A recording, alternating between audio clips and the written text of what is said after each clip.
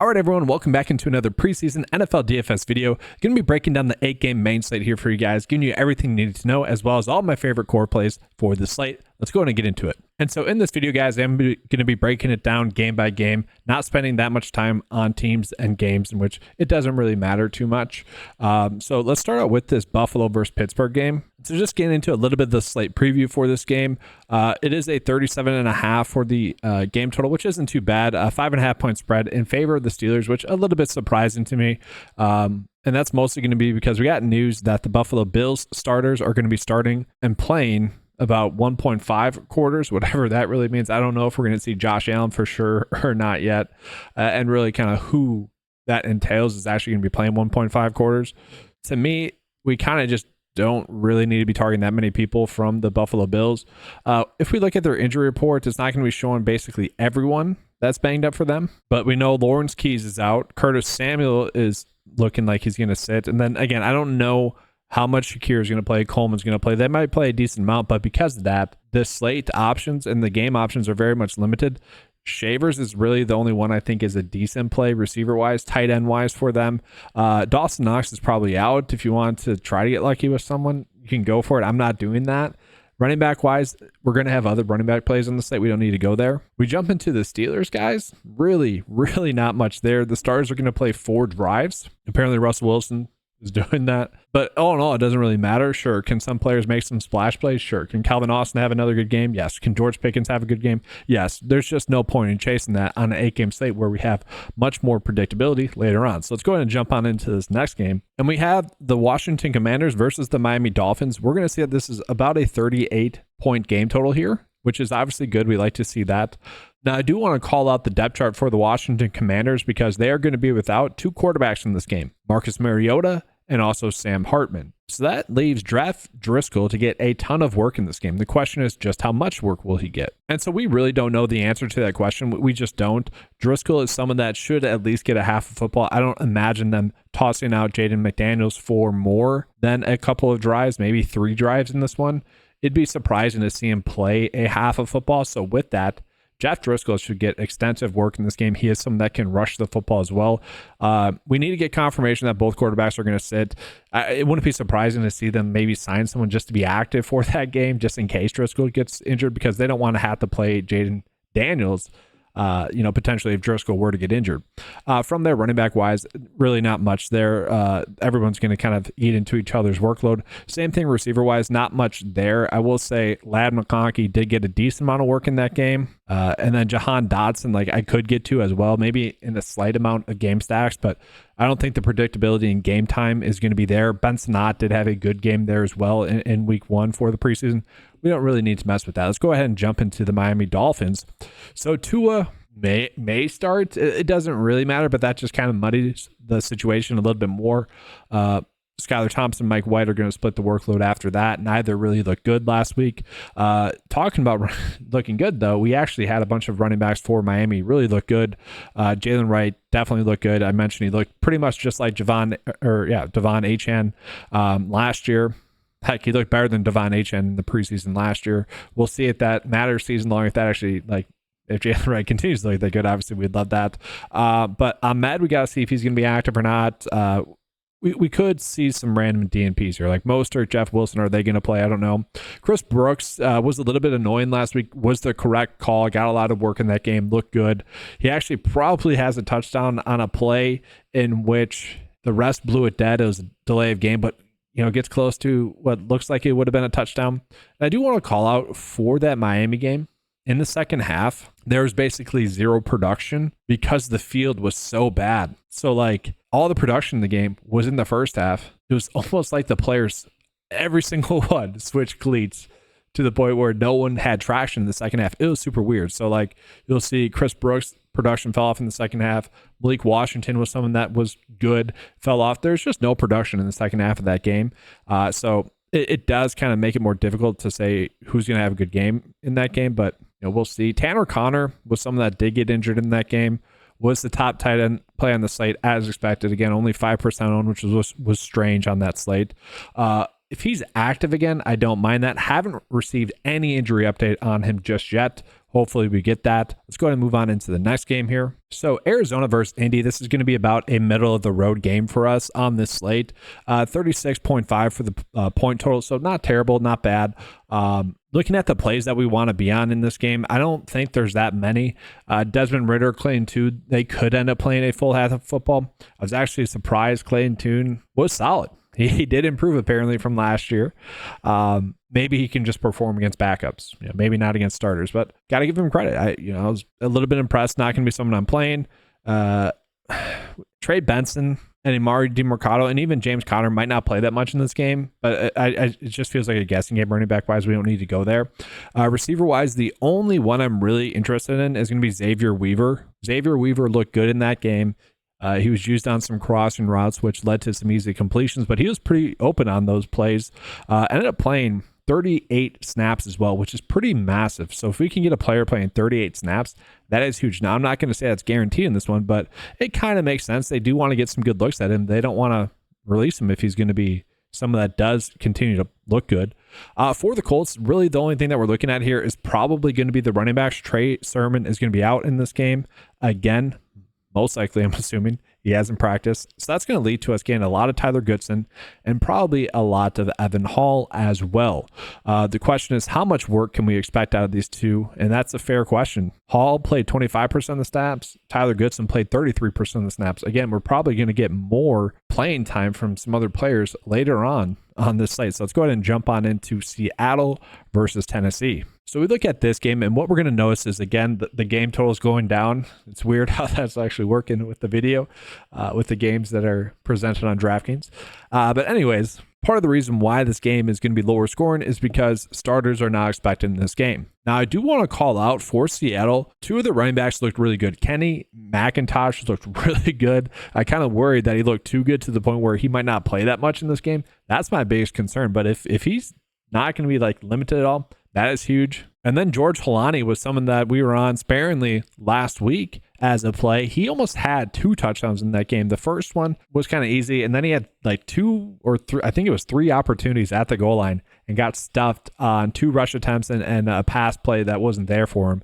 But he actually looked good in that game. The stats might not say that precisely, but both him and McIntosh look good. They look like fluent runners, if that makes sense. McIntosh really popped up, guys. That's why I want my exposure to him. But Holani, again, maybe McIntosh looked too good, and maybe they want to get an extended look at Holani, and that'd be interesting to me because, again, he did pop. Looking at receivers for Seattle, I am interested in them a little bit here. Young is someone that can pop it. That wouldn't be surprising. Chenault got a little bit of work. Jake Bobo, the plays were there for him. He was someone I was decently high on. The air yards were there for him. Just missed out on a touchdown. Had someone beat for a touchdown. Should have had a touchdown. A little bit annoying there. And then another big play. He probably could have had. Quarterback play wasn't that good. If you're reading the beat reports, they're going to say Sam Howell and BJ Walker didn't look bad. Sam Howell was bad. But at the same time, Sam Howell is going to be playing a half of football. Maybe you're interested in that. I will have some stacks here as well. Probably not too much, probably about 5%. The player I'm most interested in is going to be Easton Winston Jr., someone that's been getting a lot of hype out of Seattle camp. Apparently he's been having a really good weekend camp as well. And it just makes logical sense for him to get a decent amount of playing time. So he'll be someone I'm looking at as well in this game. Then I do want to toss out another play as well. So the Seattle Seahawks are going to be a little bit banged up at tight end. That could lead to Brady Russell getting a ton of work in this game. And I'm kind of expecting that. He could end up playing about 50% of the snaps, which, as we know, that can be huge. And at the tight end position, I don't know if it's really going to be the concern for this slate, but at the tight end position, we are typically just looking for tight ends that are not going to give us a 0, and I think he does that. So, we do have the potential to do a stack like this with Seattle and feel pretty decent about it. Let's go ahead and jump on into Tennessee here. So Tennessee, quarterback-wise, Will Levis is expected to sit in this game. And with that, Malik Willis is actually expected to start. The nice thing about Malik Willis is it doesn't matter how bad of a thrower of a football he is. He's going to rush the football a decent amount.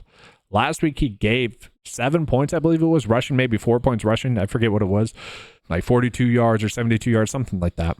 The point is, we're going to have a decent floor from him rushing the football. And if he's going to be playing a half of football, that is going to be intriguing, knowing that we should have a decent floor locked in for him rushing the football. The issue with that is, what do we do with his pass catchers then? Probably not much. I do want to call out that they are still kind of low in terms of availability at the running back position. I was surprised that Chestnut and Hawkins did not get as involved as they were, and Small ended up playing 38% of the snaps with the starter sitting. That number could go up to maybe 42, 45%. I still think Chestnut and Hawkins are going to get a decent amount of work, so we don't want to go crazy with that. But all three are definitely in play. It's just a matter of how much. Again, we're going to have better plays later on in this video. Receiver-wise, Kyle Phillips a little bit banged up. That is definitely interesting. That should lead to actually a little bit more playing time for Mason Kinsey, who did play 39% of the snaps already last week. And so if he is someone that's going to get a little bit more work in this game, maybe gets up to 50% of the snaps, again, with the starters out. And then with Kyle Phillips, who is a similar type player, he could end up giving some pretty massive production there. And he is someone I don't mind. Definitely going to have exposure to him. He's someone that can get open and provide like easy catches. Now, Jackson is someone that has been getting hype out of camp, that has continued into this week as well. If you guys are playing Malik Willis, I'm not saying you have to run out a receiver with him, but we have two quality options if we choose to do that. Then we also have a tight end here as well that ended up playing 54% of the snaps. I think it's worthwhile to call that out when we notice that. But that's really all I saw about him there. So I don't think we need to go crazy with that. Let's go ahead and jump into the lowest scoring game on the slate, which is going to be the New York Jets versus the Carolina Panthers. And I'm a little bit surprised at how low scoring this game is projected to be. At the same time, there's not that many plays that I think we need to be on in this game as well. Haven't got any indication of who's going to be playing based off of the game line. For the Panthers, based off of the game line, I'm not expecting the starters to start in this game again. And so when we look at it, it is a question mark as to whether or not Andy Dalton's going to play in this game as well. If he sits, guys, Jake Plummer looks so bad. He played like 75% of the snaps or so, and he was just terrible. Jack Plummer, sorry. He was bad. It was brutal to watch. And really no one else did extremely well either. Mike Boone was fine. Mike Boone actually ended up playing 58% of the snaps, a little bit shocking to me. But Raheem Blackshear was someone that was a kind of random DNP in that game. I'm wondering if he is going to play in this game or not. It was kind of strange. We'll have to see. But Brooks is still out. Chuba Hubbard just got banged up. Miles Sanders doesn't make sense to get a lot of work in that game. And so that leaves us with not that many options. Dylan Johnson did not get that much work in that game, which was surprising. They might just try to run Mike Boone into the ground for the preseason, get their actual season contributors healthy going into the season. Receiver-wise, I do want to point out Smith Marsetti was someone that did get a lot of work in that game. Wasn't too shocking. He's someone that has popped up in the preseason in the past. I ended up playing 56% of the snaps in that game. I wouldn't be surprising to see that again. And then the rookie tight end, Sanders, got a decent amount of work in this game, playing 44% of the snaps. But I did mention like Jacob Hollister was someone that I liked. He actually got a couple of catches late in the game. Looked good doing it. You got Jasper Horsted, who, again, a decent tight end. Then you got Jordan Matthews, the former receiver that had some plays in that game as well. So I don't know if we need to go crazy with anyone there. And I don't really want to as well, but we do probably want to be playing a defense. So let's start with the Jets. Their defense does make a lot of sense. Quarterback wise, for what it's worth, guys, I watched a lot of film. Adrian Martinez was super impressive. Wow. I've seen him play in college a decent amount in the NFL. I was like, this is not Adrian Martinez. I was like just shocked at, like, I don't want to say it was against backups, but elite ball placement, good pocket presence, scrambling well. I'm like, man, I wish, like, if he was playing a half of football, I would be getting a lot of action to him, but he probably won't, okay? They still have Tyrod Taylor there. They have Paisley there as well. Rodgers is not expected to play, but, man, if we get any news that Martinez might play more than a half of football as well, I'll probably have a decent amount of shares of him, but there's going to be one quarterback play in the next game that everyone's going to be playing, and it's correct.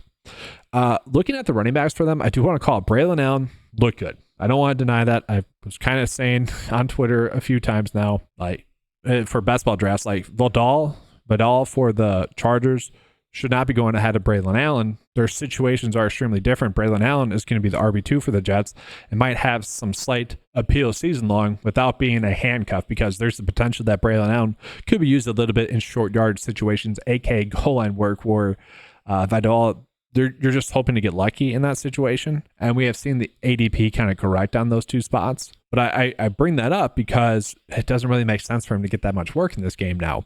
And I want to point out another player that looked really good, Isaiah Davis. He really stood out to me, was very impressive. And so he's someone I probably won't play too much of on this slate, given the amount of good running back plays that we have, maybe 4% if I'm max entering, which I probably will. But he looked too good, and I just need to bring that up to you guys. Those two spots. From there, I was disappointed in Malachi Corley. I did a video earlier on this week that you guys should all check out, which is actually this video right here. It's who is this year's blank, blank, blank. And so one of the segments was who is this year's Tank Dell. And I was really hoping that'd be Malachi Corley. Before watching the game film, I was thinking it was going to be Corley. And then I watched it. I'm like, oh, yikes, you know. So he makes sense to play a lot in this game, but he's not someone I particularly am excited to play. They still have Brownlee there, who was kind of a hard knocks standout, as well as Xavier Gibson, who's kind of a guy. Like, we don't need to go there. So let's go ahead and jump into the next game, which is going to be the most appealing game. Well, sort of.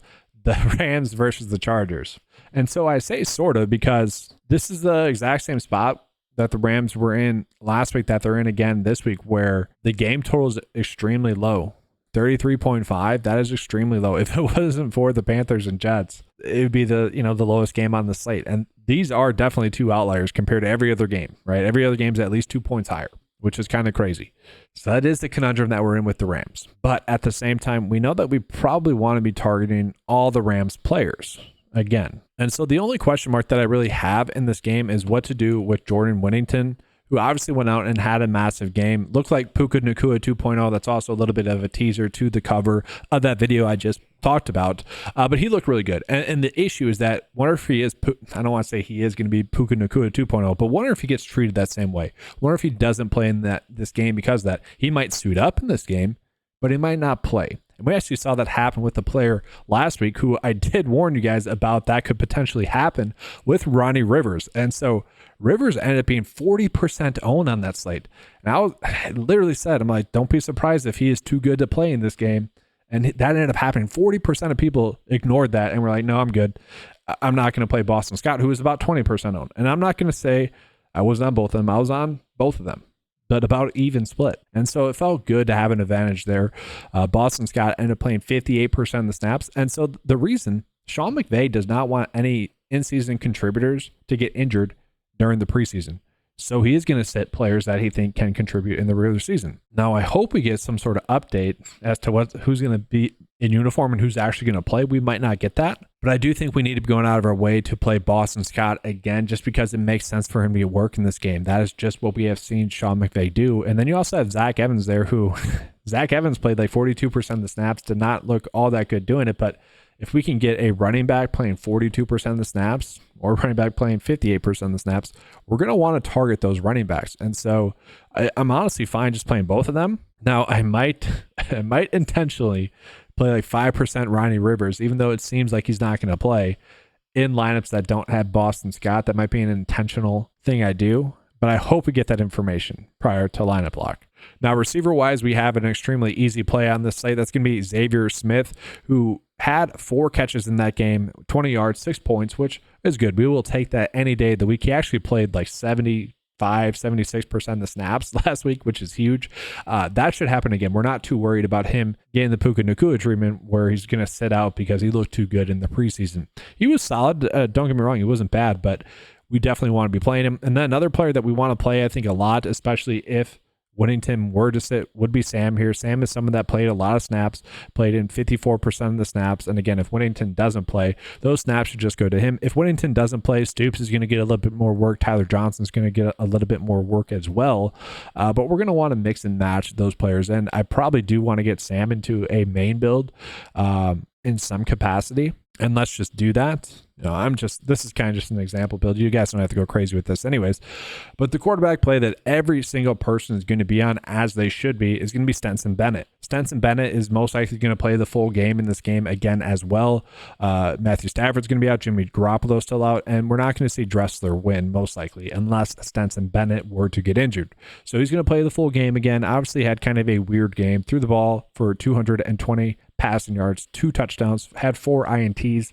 He is weird, guys, and this happened last year as well. Stetson Bennett has looked great, almost like you can see hope with this guy. And then he just makes super stupid throws where you're like, how does that happen? It's not like a quarterback that you can see like clearly just sucks and isn't an NFL talent. Bennett will make some throws where like, wow, that was really good, you know, and then other ones where it's like, that was just a dumb decision. Like, you shouldn't, like, no NFL quarterback should be making those throws. It's super weird. It just is. I wanted to touch on that. If you guys are going to watch that game, just, you'll notice what I'm saying. It's just weird. But if he's going to be playing that much, obviously, we want to get our exposure to that. And so that's where the slate becomes most difficult. I probably should have started with this, but also I kind of want to reward everyone that is watching this video in depth and in full by giving these plays out, you know, in the natural order of the video. But Bennett is someone that I'm probably going to be 70% on. Probably. That might change. Obviously, I mentioned a bunch of other quarterbacks that we can already be on. We got Willis, who we know is going to rush the football. We got Jeff Driscoll, that's going to rush the football. Driscoll might play 3/4. Willis is going to play at least a half of football. We got 2 Seahawks players playing a half of football. We also have Mason Rudolph, who I don't want to play, going to be playing a half of football. And so I did want to call that out. Tight end wise, it still feels like a guessing game. Everyone kind of split work. You had Fortstall, who didn't really do anything the whole game, get a touchdown late in the game. I mean, it could have been anyone. You know, that could have easily been Long or Davis Allen. And so that's my way of saying there's not really a tight end to stack with Stenson Bennett, which is kind of the only downside. And then get into the Chargers, guys. Holy crud. The Chargers were terrible. They just were. It was bad. This was some of the worst football I think I've ever watched. Really, it was bad. Easton Stick did not look good, but really, it comes down to the line play. The line play was just terrible, but receivers were not getting open. It was just a brutal watch, and that's why the game was such a low game total. Stick is reportedly going to play in this game again. He's going to start. I don't know how much he's going to play. He played more last week than I expected, so maybe he plays a little bit more in this game as well. Dugan kind of looked okay scrambling. If you guys watched last year at all preseason, he seemed lost out there. Well, maybe there's something there. I do want to talk about the Chargers running back situation because everyone in the fantasy football community seemingly was on Kamani Vidal to be a sort of fantasy football sleeper. And then when he sat last week after being in uniform to warm up and then he didn't play, everyone seems to be panicking about that. And I'm like, I'm kind of the exact opposite way. I was telling people, don't be dumb. They have 5 running backs. You got Elijah Dotson, who's basically the same thing. They're all still pretty young. You know, Dotson's like 25. I think Spiller and Vidal are like the same age, or like Spiller's maybe like 2 months older or something like that. Yeah, Pedersen, sorry, that is a good pass catching back that is being treated as a third down back and the third running back on this depth chart. Like, it's just too muddy of a situation. Now, that's my long way of saying, though, I do think we might get a decent look at Kamani Vidal in this game. But if we don't, that actually might be a good thing for those best ball draft people that have been, you know, I think drastically reaching for him. Dotson looked okay, but again, this team just looked lost. It was bad. Really, the only pass catcher that looked good was Sime Fioco. I don't think we need to go there, but I just want to give you guys a name there. And that's kind of it for the Chargers. Now we have 2 more games here as well, and we got 2 quarterbacks that are going to be playing a decent amount for both teams. And so we look at the game total here, 36.7. So not a terribly high scoring game, but not a terribly bad scoring game. It is projected to be a close one as well, 2.5 points. And so we got Kyle Trask going to play a half. We got Wolford going to play a half. That's great. I like that. I don't think we need to go crazy with either of them. Maybe 5%. Again, we're going to be playing Bennett a bunch. Running back wise, Chase Edmonds is currently banged up. Probably not going to play in this game. White, I don't expect to play in this one. Bucky Irving as well. I don't know how much we're expecting him to play as well. I didn't get any snap shares for this team. He didn't play that much. It was actually really just the Sean Tucker show. And my goodness, guys, Sean Tucker was literally elite in this game. He showed elite burst, good patience, good vision in this game. This was the Sean Tucker that I was excited to draft last year because I don't think Rachaad White is all that good. I think Tucker might have just been a little bit banged up from his offseason injury that he had last year. And this year he seems healthy because he looks super good. And if he's actually going to be treated as maybe the 4th running back on this team, meaning that he's going to play a lot in this game, sign me up for that. Sign me up for that a lot. If he gets 10 touches in this game again and he shows that burst, he should be able to go off like he did last week. And so I do want to get pieces to him. Just how much? Tough to say because, again, McIntosh looked good. We most likely know the role of both Zach Evans and Boston Scott, so we don't want to really deviate from that. But in GPPs, I'm definitely going to have like 25% Sean Tucker. It just feels good. And then one other play that's worth mentioning, there wasn't that much production in the passing game as a whole. The only one that kind of looked good was Jarrett here, who was someone that was getting some preseason hype out of camp. but he is a little bit banged up. And there might be some opportunities here, guys. There's a lot of people that are currently questionable. This is something where it might pay off to just check in prior to lock. I might do a live stream just as an FYI. I don't know for sure, but we might get maybe Raleigh Webb, who he can get open. He's not someone that's going to break the slate, but we might have someone there that pops up that we might play because they could be extremely thin. This could be a nice spot for us. And then Jacksonville, Mac Jones, CJ Beathard, they're going to play a half of football. Great. Not really much we can do with that. Again, just with how the slate is being broken down. Looking at the running back room, really not much there for me. The production wasn't really there. And then receiver wise, they're a little bit too deep. That's the concern. They're a little bit too deep. Anyone could have a good game. Parker Washington, I don't mind. He had a good return. That's kind of it. Like, I don't mind any of them, but I wouldn't go out crazy with any of them. And then last, we got Dallas versus the Raiders. And so this is actually going to be the highest scoring game on the slate, which is a little bit shocking to me. 32.2 points. Now, the Raiders are going to be 6.5 point favorites. That's going to be because, well, the Dallas Cowboys are going to be sitting their starters most likely. I'm wondering how much of Trey Lance we are going to get in this game. It probably could be the same deal as last week where we saw Cooper Rush play a little bit. Dak, I don't think we're going to see play. If he does, it's not going to be that much, but we realistically could get 3/4 of Trey Lance. And if we can get 3/4 of Trey Lance who can rush the football, that could offset Stenson Bennett playing a full game. And it does suck that this is the late night game, but you could get the late night hammer, in this game if Trey Lance is going to be playing 3+ quarters in this game. It's not a bad spot. Running back wise, not much there, especially if they're going to be more healthy in this game. Malik Davis was kind of the chalk, easy play last week. We're not expecting too much out of him. He'd be the play if I needed to, though.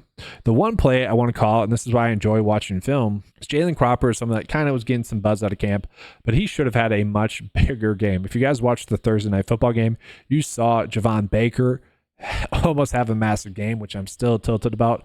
To be correct on his situation, 2 straight games where he played a bunch of snaps and where the targets, the air yards were there again, and he had like 2 points. That was super tilting. Well, that's kind of what happened with Jalen in that game last week. Probably could have had a touchdown, which is not going to show up, obviously, and people aren't going to pay attention to that if they weren't watching it. But I like the fact that we can stack him with Trey Lance. That could be a sneaky GPP winning stack, and it wouldn't be shocking because we saw it almost happen last week. And so I'm definitely going to have some exposures to that stack. I don't mind that. And another play that I don't mind is actually going to be Stevens Jr. as well. He is not bad as well. And so I do want to show you guys the 9-5 lineup builder real quick, what that is spitting out to us as some of the best builds as well.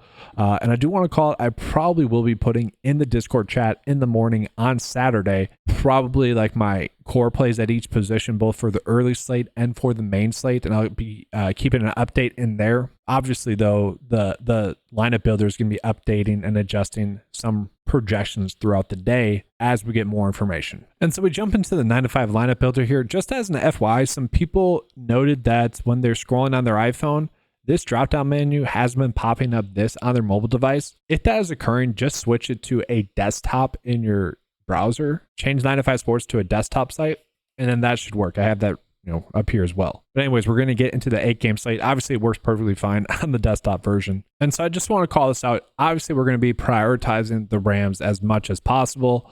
They're going to be the players that we want to go out of our way to target. Now, just how much, that's the question. Like, do we want to go 80% Bennett?